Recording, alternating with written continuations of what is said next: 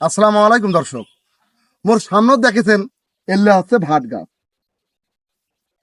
কিছুদিন আগত মুই তোমার গুলাক দেখা শুনুন ভাট গাছের ফুল, কিন্তু দেখো এই ভাট গাছটি ফুল থেকে ফলে পরিণত হয়েছে।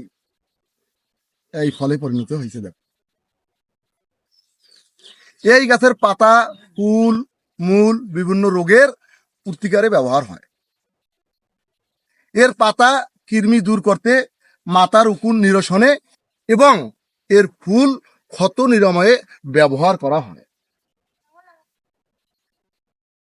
তোমরা গুলো হয়তো এই গাছটা ভালো করে চেনেন না, ওই জন্যে মুই তোমার গুলার কাছে গাছটার পরিচয় করে দিনু। তবে ফর্ম থুইবেন, এই গাছটি ব্যবহারের আগে চিকিৎসকের পরামর্শ নেবেন। তো দর্শক, আমি চেষ্টা করেছি রংপুরের ভাষায় উপস্থাপন করার। কেমন হয়েছে আপনারা মন্তব্য জানাবেন। বিদায় নিচ্ছি, আল্লাহ হাফেজ।